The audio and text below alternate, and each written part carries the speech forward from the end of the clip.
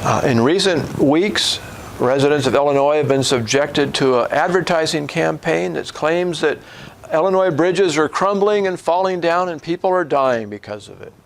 But the truth is that the last time a bridge anywhere in America fell down due to lack of maintenance was more than 30 years ago, when a bridge in Tennessee fell down on April 2nd, 1989. And that bridge falling down sent a wake-up call to the U.S. and state departments of transportation that they needed to inventory and remedy structurally deficient bridges. Since then, the number of bridges in Illinois that are structurally deficient has fallen by more than 50%. And you can see most of this fall took place between 1992 and 2009. And since then, it's flattened out. And I'll get back to that in a minute. But first, I also want to say that the average roughness or smoothness of Illinois roads has improved. It's because the roads are a lot smoother today than they were in 1995, particularly the interstates, but also other roads in the state. So roads are in better condition, bridges are in better condition than they were 30 years ago, and they're getting better almost every year. And so the whole idea that we need to raise gas taxes to fix roads doesn't seem to be valid. When we look at gas taxes, however, we see that most of the taxes that Illinois residents pay on gasoline are not going to roads. First of all, we have a 19-cent excise tax, state excise tax on gasoline. And in recent years, only about 13.3 cents of that has been going to roads. 5.7% or 5.7 cents has been going to transit. We also have a federal excise tax of 18 cents. 14.4 cents of that goes to roads, and 3.6% of that cents of that goes to transit. In addition to that, we have state 6.5% sales tax, which at current gas prices is about 15 cents per gallon. And local sales taxes that at current gas prices average about 4.8 cents a gallon. They're different in different counties and cities, but the statewide average is about 4.8 cents a gallon. And almost none of that goes to roads. So roads are getting about 28 cents a gallon of gas taxes, of taxes that people are paying. Transit is getting about 9 cents a gallon. And yet transit carries only about 2% as many people and no freight as roads carry in the state of Illinois. Now, when we look at the history of the state's 19-cent gas tax, before 2009, all of that was spent on roads. Since then, about 25 to 30% of state gas taxes, as well as state motor vehicle registration fees, have been diverted to transit. Now, you remember that the number of structurally deficient bridges was rapidly declining up until about 2009, and since then it's tapered off, and in fact it's increased a little bit in the last couple of years.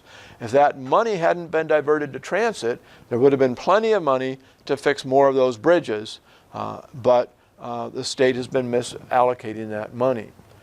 Now, the reason why I think user fees are important for paying for roads and bridges and other transportation infrastructure is that infrastructure that's funded out of user fees is in better shape than infrastructure that's funded out of taxes. For example, of the roads that are structurally deficient nationwide, only about 2.2% of toll roads that are paid for 100% out of user fees are structurally deficient. State roads are mostly paid for out of user fees, but rely on some taxes, and only about 5.5% of those are structurally deficient. Local roads are mostly paid for out of taxes, not user fees, and about 12.2% of those are structurally deficient. So the more you rely on taxes, the less maintenance you get, and the worse the maintenance is. And the reason for that is that if you're relying on user fees, you know that if you don't maintain your facility, people are going to stop using it, and they're going to stop paying the user fees needed to fund that facility. So you keep it maintained. If you're funding resources out of taxes, that money is going to go to wherever it's politically most valuable. And politicians find more value in building new lines than in maintaining the old ones. So for example, here in Chicago, they want to build a 5-mile extension of the Red Line, even though the rest of the Chicago Transit Authority elevated rail system is in such lousy shape that they figure they need but don't have $36 billion to restore that system. The CTA system is in really bad condition. Not only is it in poor condition, it has a huge debt, and it has a huge unfunded pension and health care obligations. In fact, a recent Moody's report found that as a percentage of its gross revenues, CTA had the highest debt and unfunded obligations of any transit agency in the country. According to the Illinois Economic Policy Institute, more than 80% of transportation infrastructure needs in Illinois are transit. And since almost all transit infrastructure in Illinois is in Chicago, we're really saying more than 80% of transportation infrastructure needs in Illinois are in Chicago transit. Highway needs are much smaller, much more modest, and probably don't need a gas tax increase to fund them. We just need to stop diverting that money to transit. Now, if you do increase gas taxes and spend that money on transit, what you're doing is you're taking money from auto commuters who on average earn about $39,000 a year and spending it on transit commuters in Chicago who on average earn $46,600 a year. So Chicago transit commuters earn almost 20% more than Illinois auto commuters. You'll have downstate people subsidizing Chicago. You'll have lower income people subsidizing higher income people. Transit commuters nationwide tend to be low income, but in Chicago that's not true. There are more commuters who earn more than $75,000 a year in Chicago than who earn less than $25,000 a year. Nationwide, that's not true. In Illinois, it's just barely true, but in Chicago, it's significantly true. So Chicago is, of course, well known for the L system and for Metra. These are expensive rail systems, and if we rehabilitate them to spend that $36 billion that the transit officials say they need to spend to rehabilitate them, you're going to have a system that is going to be around for 30 more years. But are people going to be riding it for 30 more years? In just the last 4 years, ridership in Chicago has declined by 9% on average. CTA has declined 9%, Metra 8%, and PACE about 13%. And so you don't want to spend, and that decline is going to continue, especially as sometime in the next 5 to 10 years we're going to see widespread use of driverless ride hailing, which is going to be very competitive with transit. We're going to see transit ridership just plummet when that happens. So you don't want to spend money on a form of transportation that's going to be around for 30 years. You're going to be stuck with all this paying for all this infrastructure if people aren't going to be riding it for 30 years.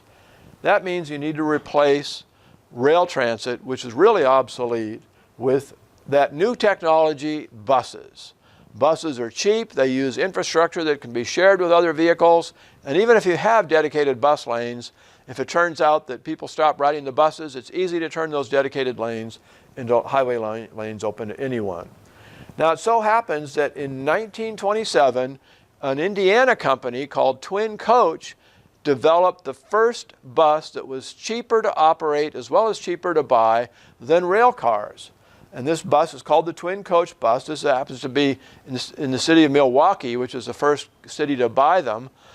When this bus came on the market, within 10 years, more than 600 cities converted all of their streetcars to buses.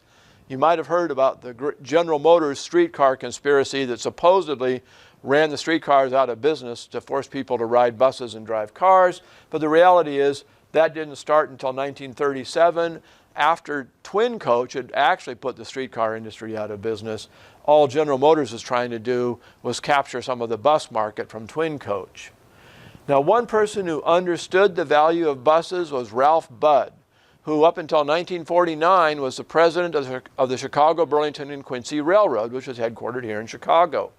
And he is credited with developing the first diesel-powered stainless steel streamlined passenger train, and that's him in the engineer's seat of this Burlington Zephyr. He also named the Zephyr.